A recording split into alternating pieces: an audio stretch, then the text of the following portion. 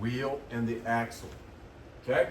Now, remember, if it's a simple machine, it's got to amplify the power. A wheel and an axle does that. You know, we say this is the biggest invention human beings have ever had, right?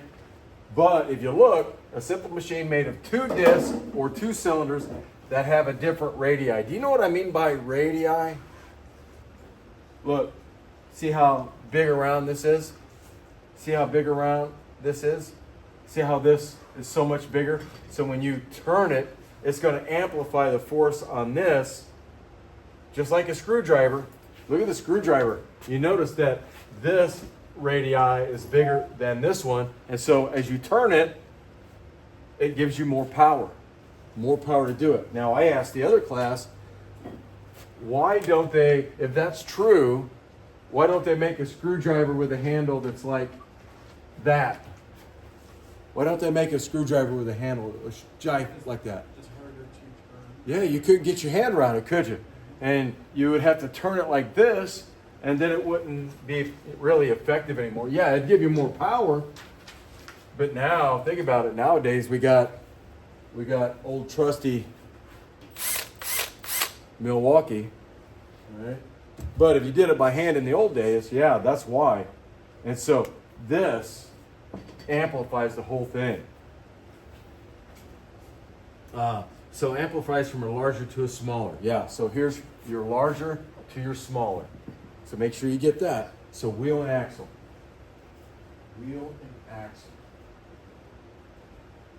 Amplifies from larger to smaller. Now I'm gonna move up, and I will bring it back down. So leave yourself a little space, King. I'm gonna guess you're just a touch behind.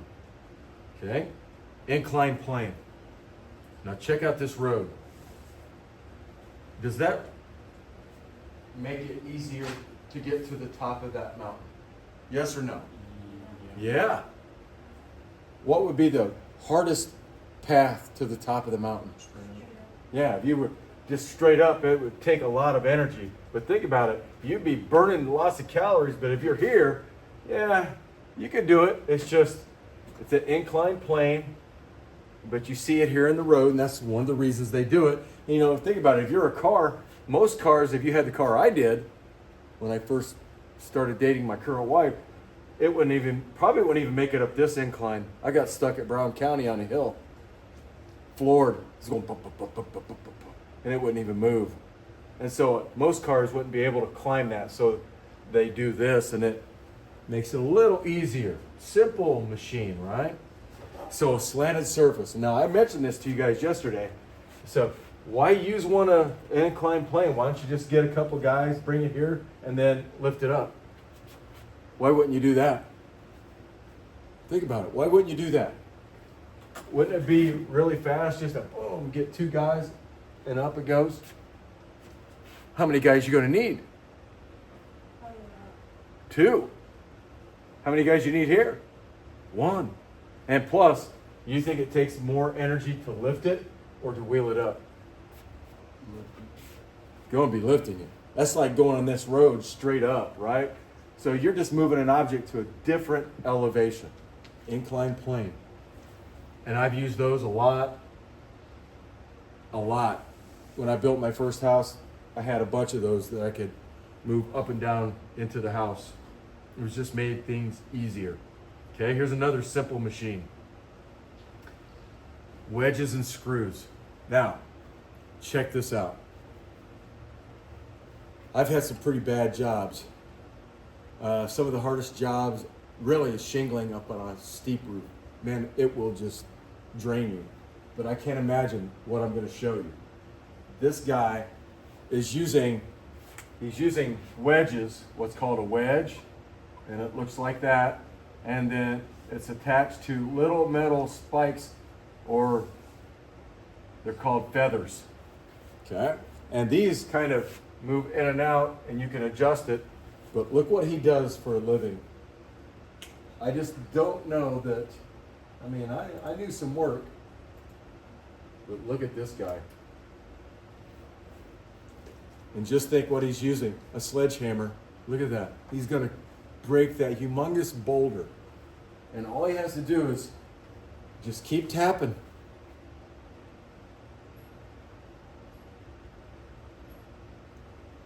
Isn't that insane? Now see, he jumped away. You can't hear it, but it cracked. And watch how it breaks. Look at that. All with a simple wedge. That looks fun. I would like to do it one time, but I think that's about, I can't imagine just constantly having that sledgehammer up here. That guy could probably take D and go, hey, come here. Rip him apart. Just like, ah. Anyway, it would be fun to try, to be honest with you. But all he's using is wedges and what's called feathers. These would be the feathers, and here's your wedge. Okay?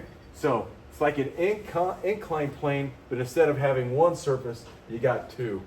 All right? And so when I split wood, you take the sledgehammer.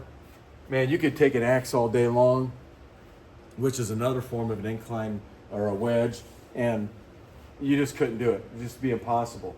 But look, if you drill holes in it, take a wedge, boom, boom, boom, boom, just keep hitting them, you're going to break it smack in half. A knife is an example of a wedge. So, and I'm going to tell you straight up front. I mean, everybody knows what a screw is. You know what a screw is used for. But I didn't know this. I didn't know it was an inclined plane wrapped around a cylinder. Okay, so here's your cylinder, and you can see that it's an inclined plane. And the more of those threads, and I knew this, more threads, the easier to turn, because, man, I've driven a lot of screws.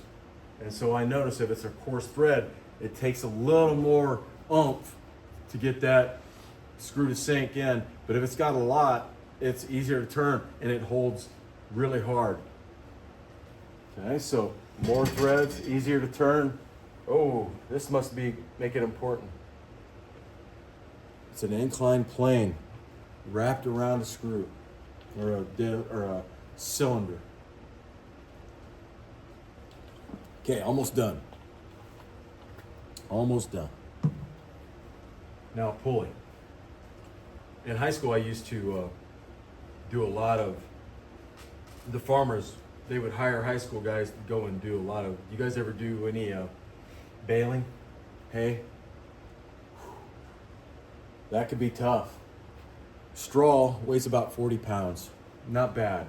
30, 40 pounds.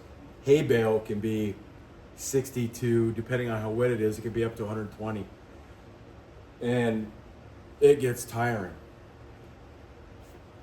One day, we had I forget the mechanism, but we'd put them on, it would take it up to the barn top, and we would get it and stack it. Well, that broke, and then he had a pulley sitting there at the top right next to the door, and it looked just like this one. It was called a fixed pulley, and we had to pulley them up one at a time.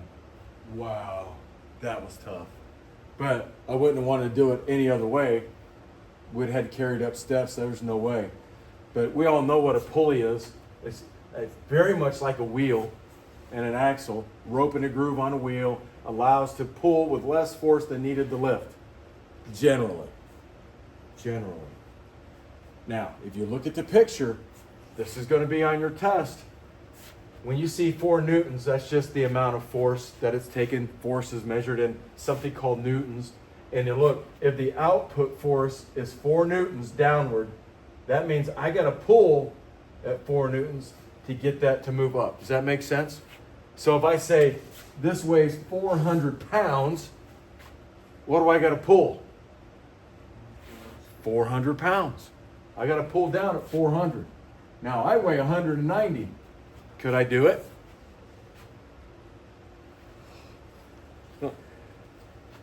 Some of you are shaking your head. Yeah, you can do it. But think about it. In order for me to do it, I'd have to have my feet attached to the ground. So, but I only weigh 190. If I'm trying to lift 400 and my feet aren't attached, what's going to happen? I'm going to be doing rope climbs. That's what I'm going to be doing. Okay? So, that's what we had to use. They were wet. They're about 120 pounds.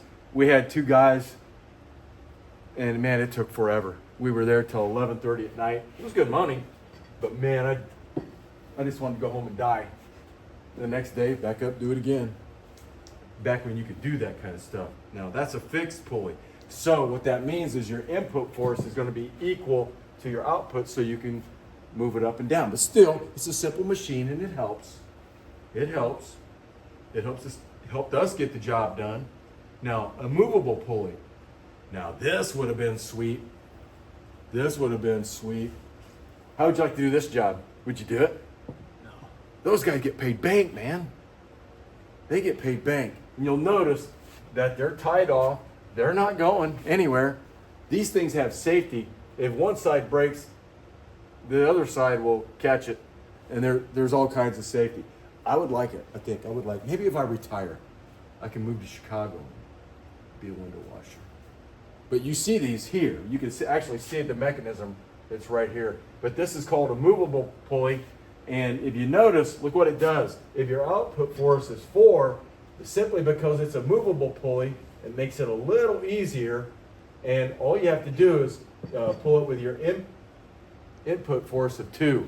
So if this weighed 400 pounds, could I almost lift it at 190? Yeah, I could almost lift it. If I had another guy, yeah, that'd be a piece of cake. So what it does is it cuts the amount of force needed to lift it, cuts it in half. These were really, really big in the 17, 18, 1600s.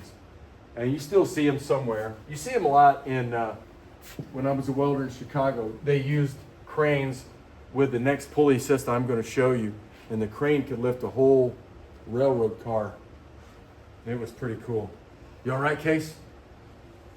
Yeah. All right, we're almost there. Okay, next one. Last pulley, well, you got almost there. Pulley system. This is what the cranes used where I was lifting, they were lifting up cars. Now, how this one does, it's got fixed and movable pulleys. It's by far the strongest. And so look at this is 400 pounds output force. Just by putting some fixed and movable, look what it does. How many pounds would I need to be able to pull to lift 400? 100. This would be 100. If this is 400 pounds, then if I could do that, man, that would be a piece of cake. I could lift 400. But think about the force needed to lift a train car. And they did it quite often. It was a much more complicated pulley system than that, but it worked. Okay, any questions on pulleys? Okay. Simple machines, they amplify the force. All right, last thing, compound machine. Compound machine. We watched this video. Rube Goldberg. Remember that machine? Rube Goldberg machine is a compound machine that actually used all of these. But a compound machine, if it uses 2 or more simple machines, then it's called a compound machine. Bicycle is a good example. All these are great examples. But that Rube Goldberg machine, that was stellar. That was stellar. Okay. And so, that is definitely a compound machine. A car, compound machine. You get the idea. Okay, that's it for the notes. Now, here's what I want you to do.